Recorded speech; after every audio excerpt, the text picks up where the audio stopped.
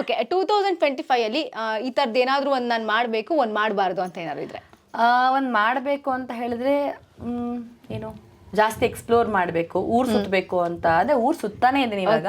ಇನ್ನಷ್ಟೊಂದು explore ಮಾಡಬೇಕು, adventurous try ಮಾಡಬೇಕು, ಮತ್ತೆ ಕಲರಿಪೈಟು ಕಲಿಬೇಕು ಅಂತ ಆಸೆ ಇದೆ ನನಗೆ. It's one of the most finest art form. So ಅದನ್ನ ಕಲಿಬೇಕು ಅಂತ. ಅಲ್ಲ, ನೀವು ಒಂದು ಲಿಸ್ಟ್ ಕೊಡಿ ನಮಗೆ, ಇನ್ನೂ ಇಷ್ಟೆಲ್ಲ ಕಲ್ತಿದ್ದೀರಾ, ಇನ್ನೂ ಏನೇನು ಕಲಿಬೇಕು ಅಂತ. ಇನ್ನ ಕಲಿತಾ ಇದ್ದೀರಾ? ಸೊ ಇನ್ನು ಸ್ವಲ್ಪ ವಯಸ್ಸಿದೆ ಅಂತ ಅನ್ಕೊಂಡಿದೀನಿ. ಸೊ ಕಲರಿಪೈಟು ಕಲಿಬೇಕು ಅಂತ ಆಸೆ ಇದೆ. ಸೊ ಅದನ್ನ ಮಾಡಬೇಕು. ಆ್ಯಂಡ್ ಮಾಡಬಾರ್ದು ಅಂತ ಹೇಳಿದ್ರೆ ಸ್ವಲ್ಪ ನಾನು ಮಾಡೋ ಅಂತ ಒಂದಷ್ಟು ತರಲೆ ಕೆಲಸಗಳ ಬ್ರೇಕ್ ಹಾಕಬೇಕು. ತರಲೆ ಮಾಡ್ತೀರಾ? ಗೊತ್ತಿಲ್ವಾ ನಿಮಗೆ? ನೋಡಿ ಎಷ್ಟು ಡೀಸೆಂಟ್ ಆಗಿ ಏನಾದ್ರು ಒಂದು ತರಲೆ ಏನಾದ್ರು ಮಾಡಿ ಇಂಟರ್ವ್ಯೂ ಮುಗಿಯೋ ಅಷ್ಟೊತ್ತಿಗೆ ಏನಾದ್ರು ಒಂದು ತರಲೆ ಬೇಜಾನ್ ಎಡವಟ್ಟುಗಳ ಕೆಲಸ ಮಾಡ್ತೀನಿ. ನಮ್ಮ ಅಮ್ಮನ ಹತ್ರ 24 ಗಂಟೆ ಬಯಸ್ಕೋತಾ ಇರ್ತೀನಿ. ಅದು ಮಾಡಬೇಡ ಅಂದ್ರೆ ನಾನು ಮಾಡಿರ್ತೀನಿ. ಗೊತ್ತಿಲ್ದಲೇ ಆಗಿರೋದಾ? ಅದೇನೋ ಹಂಗಾಗೋಗ್ಬಿಡುತ್ತೆ. ಇವಾಗ ಲೋಟ ಹಿಂಗ್ ನಿಮ್ಗೆ ಎಷ್ಟು ನೀಟಾಗಿ ಹಿಂಗ್ ಕಾಫಿ ತಂದು ಕೊಟ್ಟೆ ಅಲ್ವಾ, ಅದೇನ್ ನಮ್ಮ ಮನೆಯವ್ರು ಬಂದ್ರೆ ಏನಾಗತ್ತೋ ಗೊತ್ತಿಲ್ಲ, ಅದಾಗದೆ ಬಿದ್ದೋಗುತ್ತೆ. ನೀವೇನು ಮಾಡಲ್ಲ, ಅದಾಗದೆ ಬಿದ್ದೋಗುತ್ತೆ. ಅಥವಾ ಏನೋ ಚೆಲ್ ಹೋಗುತ್ತೆ, ಅದೇನೋ ಚೆಲ್ ಹೋಗುತ್ತೆ, ಹಾಲು ಉಕ್ಕೋಗುತ್ತೆ, ನೀರ್ ಓವರ್ಫ್ಲೋ ಆಗ್ಬಿಡತ್ತೆ. ಏನೋ ಒಂಥರ ಏನೋ ಒಂದು ಅರ್ಧಂಬರ್ಧ ಕೆಲಸ ಮಾಡಿರ್ತೀನಿ. ಸೊ ಅದೊಂದು ಸ್ವಲ್ಪ ಕಡಿಮೆ ಮಾಡ್ಬೇಕು ಅಂತ ಚಿಕ್ಕ ವಯಸ್ಸಿಂದ ಪ್ರಯತ್ನ ಪಡ್ತಾ ಇದ್ದೀನಿ. ಅಂದ್ರೆ ತುಂಬಾ ವರ್ಷದ ಪ್ಲಾನ್ ಇದು. ಹೊಸ ವರ್ಷ ಬಂದ್ರೆ ಇದೆ, ಏನೋ ಆಗ್ತಾ ಇಲ್ಲ ನೋಡಿ. ಇವಾಗ ನನ್ ತಪ್ಪ, ಇವಾಗ ಇಲ್ಲಿ ಲೋಟ ಹಿಂಗ್ ಇಡಕ್ ಹೋಗ್ತೀನಿ, ಹಿಂಗ್ ಬೀಳತ್ತೆ. ಸೊ ಇಲ್ಲ, ಲೋಟ ತಪ್ಪ, ಗ್ರಾವಿಟೇಷನಲ್ ಪವರ್ ಅದೇನೋ ಅಲ್ಲಿ ತಪ್ಪಾಗಿರತ್ತೆ. ಐ ಥಿಂಕ್ ಅದೇ ತಪ್ಪು. ಅದನ್ನ ಮಾಡಬಾರ್ದು. ಅಂಡ್ ಇನ್ನೇನ್ ಮಾಡಬಾರ್ದು, ಅಷ್ಟೇ. ಅದು ಬಿಟ್ರೆ ಮಾತ್ ಸ್ವಲ್ಪ ಕಡಿಮೆ ಮಾಡ್ಕೋಬೇಕು ಅಂತ ಅನ್ಸತ್ತೆ. ಕಡಿಮೆ ಯಾಕೆ ಅನಿಸ್ತು? ಪಾಪ ಯಾರಿಗೂ ಮಾತಾಡಕ್ ಅವಕಾಶನೇ ಕೊಡಲ್ಲ. ಇವಾಗ ಎಷ್ಟೊಂದ್ ಜನ ರೂಪಿಕನ ಚೆನ್ನಾಗಿ ಮಾತಾಡ್ತಾರೆ ಬಿಡಿ, ಅದ್ ನೆಗೆಟಿವ್ ಪಾಸಿಟಿವ್ ಗೊತ್ತಿಲ್ಲ, ಒಟ್ನಲ್ಲಿ ಪಾಸಿಟಿವ್ ಅನ್ಕೋಬೇಕು. ಮೇ ಬಿ ಹಂಗಿದ್ರೆ ಇನ್ನ ಜಾಸ್ತಿ ಮಾಡ್ತೀನಿ ಬಿಡಿ.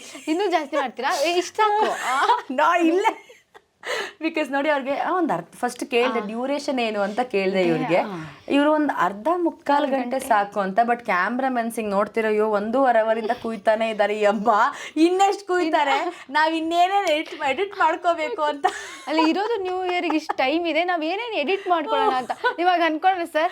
ಎಕ್ಸಾಕ್ಟ್ಲಿ, ಅದಕ್ಕೆ ಟೈಮ್ ನೋಡ್ಬಿಟ್ಟು 1.5 ಅವರಿಂದ ಕುಯ್ತಾ ಇದ್ದಾರೆ, ಇನ್ನ ಏನೇನು ಎಡಿಟ್ ಮಾಡ್ಕೊಳ್ಬೇಕು ಅಂತ ಹೇಳಿ. ಮೇ ಬಿ ಅದೊಂದು ಸ್ವಲ್ಪ ಎಲ್ಲೋ 0.1% ಕಡಿಮೆ ಮಾಡ್ಕೊಳಕ್ಕೆ ಟ್ರೈ ಮಾಡಿ. ಕಲಾವಿದ್ರು ಮಾತಾಡ್ಬೇಕು ಜಾಸ್ತಿ, ಇಷ್ಟು ಮಾತಾಡ್ಬೇಕು. ಹೊಸ ವರ್ಷದಲ್ಲಿ ಏನಾದ್ರೂ ಒಂದು ಕನಸು ಕಂಡಿದ್ರೆ ಏನದು?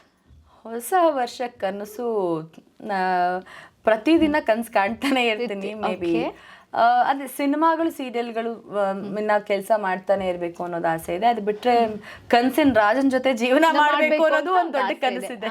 ಮೇ ಬಿ ಅದು. ಅವರು ಹೇಗಿರ್ಬೇಕು?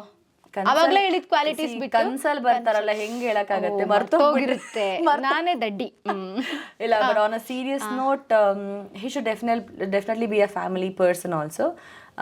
And more than everything, ಒಂದು ಕಲೆಗೆ ಗೌರವ ಕೊಟ್ಕೊಂಡು, ಆ್ಯಂಡ್ ಡ್ಯಾನ್ಸ್ಗೆ ಆ್ಯಂಡ್ ಒಂದಷ್ಟು ಆ್ಯಕ್ಟಿಂಗ್ಸ್ಗಳಿಗೆ ಅದಕ್ಕೆಲ್ಲ ನನಗೆ ಸಪೋರ್ಟ್ ಮಾಡಿಕೊಂಡು.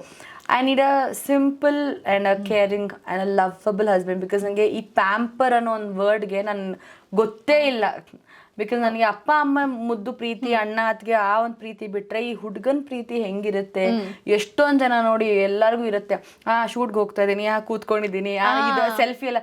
ನನಗೆ ನನ್ಗೆ ಯಾರು ಇಲ್ವಲ್ಲ. ಒಂದೊಂದ್ಸಲಿ ಸೆಲ್ಫಿ ಕಳ್ಸಕ್ಕೆ ಯಾರಾದ್ರೆ ಅಮ್ಮಂಗ್ ಕಳಿಸ್ತೀನಿ, ನನ್ನ ಫ್ಯಾಮಿಲಿ ನೆನಪಾದಾಗ.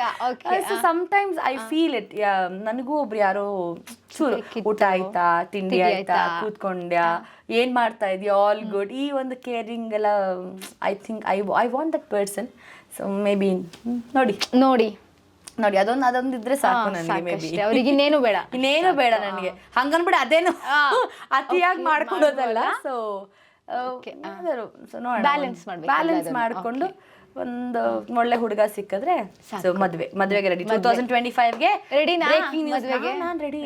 ಇಲ್ಲ ಅಂದ್ರೆ ಮನೆಯಲ್ಲಿ ಇವಾಗ ಹೇಳಲ್ವಾ ಮದ್ವೆ ಆಗು ಅಂತ ಹೇಳದೆ ಇರ್ತಾರೆ. ಎಷ್ಟನೇ ವರ್ಷದಿಂದ ಸ್ಟಾರ್ಟ್ ಆಯ್ತು? ಆಗ್ಲೇ ವರ್ಷಾನ್ಗಟ್ಲೆ ಸ್ಟಾರ್ಟ್ ಆಯ್ತು. ತಳ್ಕೊಂಡು ಇಲ್ಲಿವರೆಗೂ ಬಂದಿದ್ದೀನಿ. ಈಗ ಬಾರ್ಡರ್ ಲೈನ್ ಅಲ್ಲಿ ಇದ್ದೀನಿ ನಾನು. ಈಗ ಮಾಡ್ಕೊಳ್ಳಿಲ್ಲ ಅಂತ ಹೇಳಿದ್ರೆ ಒಂದು ನಾನಿರ್ಬೇಕು, ಇಲ್ಲ ನನ್ನ ಗಂಡನ ಜೊತೆ ಬರ್ಬೇಕು ಅಷ್ಟೇ. ಎರಡೇ ಆಪ್ಷನ್. ಇನ್ನು ಮೂರನೇ ಆಪ್ಷನ್ ನಮ್ಮ ಮನೇಲಿ ಕೊಟ್ಟೇ ಇಲ್ಲ ನನಗೆ. ಸೊ ಇಲ್ಲ, ಇದು ಬೆಟರ್ ಅಂತ ಹೇಳಿ ನಾನು ಇದನ್ನ ಸ್ವಲ್ಪ ನೋಡ್ತಾ ಇದ್ದೀನಿ ಇವಾಗ ಒಂದಷ್ಟು ಯಾರ್ಯಾರಿದ್ದಾರೆ, ಓಕೆ ಹಾಯ್ ಬಾಯ್ ಅಂತ ಇವಾಗ ಸ್ವಲ್ಪ ಸರ್ಚಿಂಗ್ ಅಲ್ಲಿ ಇದ್ದೀರಾ. ಈಗ ಇಲ್ಲಿವರೆಗೂ ಎಷ್ಟು ಪ್ರಪೋಸಲ್ಸ್ ಬಂದಿದೆ? ಪ್ರಪೋಸಲ್ಸ್ ಅಲ್ಲ, ಚಿಕ್ಕ ವಯಸ್ಸಿನ ಒಂದಷ್ಟು ಪ್ರಪೋಸಲ್ಸು ಬಂದಿದೆ, ನನಗೂ ಒಂದಷ್ಟು ಕ್ರಶ್ ಆಗಿದೆ. ಸೊ ಇವಾಗ ಲವ್ ಮಾಡೋ ಅಷ್ಟು ಇಲ್ಲ, ಟೈಮ್ ಇಲ್ಲ ಅಂಡ್ ಒಂದಷ್ಟು ಯೋಚನೆ ಇಲ್ಲ. ಸೊ ಇವಾಗ ಯಾರಾದ್ರೂ ಅಕಸ್ಮಾತ್ ಇಷ್ಟ ಅಂತ ಹೇಳಿದ್ರೆ ಬನ್ನಿ ನಮ್ಮ ಅಪ್ಪ ಅಮ್ಮನ ಹತ್ರ ಮಾತಾಡಿ, ನಮ್ಮ ಅಪ್ಪ ಅಮ್ಮನ ಹತ್ರ ಮಾತಾಡ್ತೀವಿ, ಡೈರೆಕ್ಟ್ ಆಗಿ ಮದ್ವೆನೇ ಆಗ್ಬಿಡೋಣ ಅಂತ. So I believe it's. ಒಂದು ವೈಬ್ ಮ್ಯಾಚ್ ಆಗುತ್ತೆ, ಒಂದಷ್ಟು ದಿನ ಹತ್ರ ಮಾತಾಡ್ತಾ ಹೋಗ್ತಾ ಇದ್ದಾಗ ಅಪ್ಸ್ ಅಂಡ್ ಡೌನ್ಸ್ ಇದ್ದೇ ಇರುತ್ತೆ ಲೈಫಲ್ಲಿ. ಒಂದಷ್ಟು ದಿನ ಆದ್ಮೇಲೆ ಅವ್ರ ಒಪಿನಿಯನ್ಸ್ ನಮ್ಗೆ ಇಷ್ಟ ಆಗಲ್ಲ, ನಮ್ಮ ಒಪಿನಿಯನ್ಸ್ ಅವ್ರಿಗೆ ಇಷ್ಟ ಆಗಲ್ಲ. ಸೊ ಬಿಟ್ಟು ಹೋಗೋಕ್ಕಾಗಲ್ಲ. ಸೊ ಏನೇ ಬಂದರೂ ಜೊತೆಗಿದ್ದು ಬ್ಯಾಲೆನ್ಸ್ಡ್ ಆಗಿ ಮೆಚ್ಯೂರ್ಡ್ ಆಗಿ ಲೈಫ್ನ ಹ್ಯಾಂಡಲ್ ಮಾಡೋದೇ ಐ ಥಿಂಕ್ ಪಾರ್ಟ್ನರ್ ರೆಸ್ಪಾನ್ಸಿಬಿಲಿಟಿ ಆಗಿರುತ್ತೆ. ಇಟ್ ಈಸ್ ಆರ್ ರೆಸ್ಪಾನ್ಸಿಬಿಲಿಟಿ ಅಂತ ಹೇಳ್ಬೋದು. ಚಿಕ್ಕ ಏನೂ ಇಲ್ಲ ಯಾವುದೇ ಒಂದು ರಿಲೇಷನ್ಶಿಪ್ಪಲ್ಲೂ. ಈಗ ನಮ್ಮಿಬ್ಬರ ಮಧ್ಯನೂ ಅಷ್ಟೇ, ಈಗೋ ಅನ್ನೋ ಒಂದು ವರ್ಡ್ನ ತೆಗೆದುಬಿಟ್ರೆ we both will be a lovely souls. That is how we believe. ಎಲ್ಲರ ಹತ್ರನೂ ಒಂದಷ್ಟು ಆದರೆ ಚೆನ್ನಾಗಿ ಮಾತಾಡಿ, ಇಲ್ಲ ಅಂತ ಹೇಳಿದ್ರೆ ಅವ್ರಿಗೆ ತೊಂದರೆನೇ ಕೊಡೋಕೆ ಹೋಗ್ಬೇಡಿ, ಅವ್ರ ಪಾಡಿಗೆ ಅವ್ರು ಇರಕ್ಕೆ ಬಿಟ್ಬಿಡಿ. ಸೊ ಈಗೋ ಬಿಟ್ಬಿಟ್ರೆ ಎಲ್ಲ ಜೀವನ ತುಂಬ ಚೆನ್ನಾಗಿರುತ್ತೆ.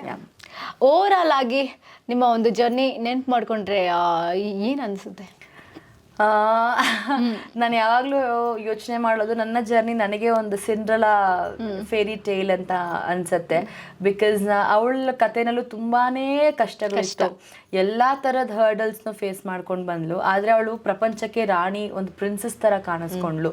So that is how my life I designed ಅಂತ ಹೇಳ್ಬೋದು. ಎಲ್ಲ ಥರದ ಒಂದು ರೋಲ್ ಆಫ್ ರೆಸ್ಪಾನ್ಸಿಬಿಲಿಟೀಸ್. ಅಂದರೆ ಏನಪ್ಪ ಎಲ್ಲ ಬರುತ್ತಾ ಈ ಹುಡುಗಿಗೆ, ಏನು ಇಷ್ಟೆಲ್ಲ ಮಾತಾಡ್ತಾಳಲ್ಲ ಅಂತ. ಇಟ್ ಈಸ್ ಹೌದು, ನನ್ನ ಎಲ್ಲ ಕಲಿಸ್ಕೊಟ್ಟಂಥ ಒಂದು ಪಾಠ.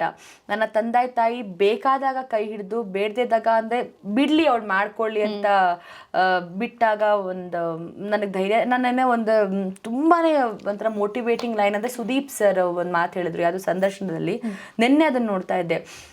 ನಿಮ್ಮ ಮಗಳಿಗೆ ನೀವೇನು ಮಾಡಬೇಕು ಅಂದ್ಕೊಂಡಿದ್ದೀರಾ ಸರ್, ಅವಳು ಹೇಗಿರಬೇಕು ಅಂತ ಅಂದ್ಕೊಂಡಿದ್ದೀರಾ ಅಂತ ಹೇಳಿದ್ರೆ, I am not your owner, I am your father ಅಂತಂದ್ರು. ಅಂದರೆ ಆ ಒಂದು ವರ್ಡ್ ಎಷ್ಟು ಮೆಚ್ಯೂರ್ಡ್ ಆಗಿತ್ತು ಅಂದರೆ, ಅವಳ ಲೈಫ್ ಅವಳೇ ನಿರೂಪಿಸ್ಕೊಳ್ಬೇಕು, ಅವಳು ತಪ್ಪು ಮಾಡಲಿ, ಅವಳು ಬೀಳಲಿ, ಅವಳು ಸರಿ ಮಾಡಲಿ, ಬಟ್ ನಾನು ತಂದೆ ಆಗಿರ್ತೀನಿ, ಅವಳಿಗೆ ಓನರ್ ಆಗಿರಲ್ಲ ಅಂತ ಅಂದರು.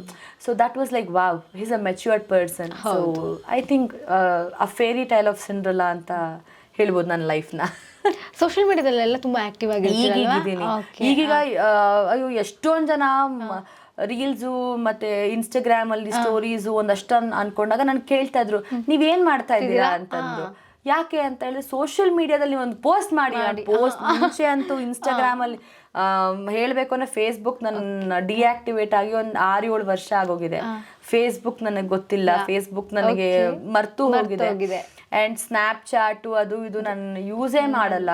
ವಾಟ್ಸಪ್ ಕಮ್ಯುನಿಕೇಷನ್ಗಿರುತ್ತೆ. ಸೊ ಆ್ಯಂಡ್ ಇನ್ಸ್ಟಾಗ್ರಾಮ್ ಇವಾಗ ಮಾಡ್ಕೊಳ್ಳಿ, ನೀವು ಪ್ರೊಜೆಕ್ಟ್ ಮಾಡ್ಕೊಳ್ಳಿ ಅಂತ ಹೇಳಿದಾಗ ಮೇ ಬಿ ಒಂದು 2 ಇಯರ್ಸಿಂದ ನಾನು ಸ್ವಲ್ಪ ಆ್ಯಕ್ಟಿವ್ ಆಗಿದ್ದೀನಿ ಅಂತ ಹೇಳ್ಬೋದು. But I have a organic view. 5,000 reach ಆದರೆ 5,000ನೇ ಇರಲಿ, 1 ಮಿಲಿಯನ್ ರೀಚ್ ಆದರೆ 1 ಮಿಲಿಯನ್ ಇರಲಿ, ನನಗೆ ಯಾವುದು ಬೂಸ್ಟ್ ಬೇಕಾಗಿಲ್ಲ. ಅಥವಾ ನನಗೆ ಬೇರೆ ಥರ ಯಾವುದೋ ಕಮರ್ಷಿಯಲ್ ಆಗಿ ಬ್ಲೂಟಿಕ್ ಎಲ್ಲ ನನಗೆ ಬೇಡ. ನನಗೆ ಎಷ್ಟು ಜನ ಇಷ್ಟಪಡ್ತಾರೋ ಅಷ್ಟೇ ಜನ ಇಷ್ಟಪಡಲಿ, ನನಗೆ I am very happy with the thing. So ಇವಾಗ ಅನ್ಕೋತಾ ಇದ್ದೀನಿ, ಇಷ್ಟು ವರ್ಷ ಆದ್ಮೇಲೆ ಒಂದು ಯೂಟ್ಯೂಬ್ ಚಾನಲ್ ಶುರು ಮಾಡೋಣ ಅಂತ.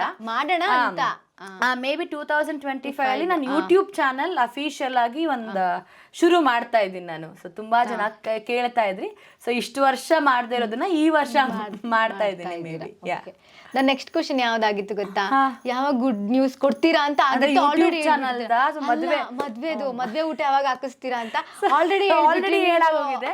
ಸೊ ಹುಡುಗ ಬಂದಿದ ತಕ್ಷಣ ಸೊ ನಾನು ಇನ್ನೇನು ಎಲ್ಲ ರೆಡಿ ಆಗಿದೆ, ಕೂತ್ಕೊಂಡು ಅವ್ನ ತಾಳಿ ಕಟ್ಟಿಸ್ಕೊಳ್ಳೋದು, ಊಟ ಆಬ್ವಿಯಸ್ಲಿ ನೀವುಗಳೆಲ್ಲ ಎಲ್ಲ ಅಂತ ಹೇಳಿದ್ರೆ ನಾನು ಮದ್ವೆನೇ ಆಗಲ್ಲ ನೋಡಿ. ಐ ಆಮ್ ರೆಡಿ, ಬಟ್ ಪಕ್ಕದಲ್ಲಿ ಬರ್ಬೇಕು.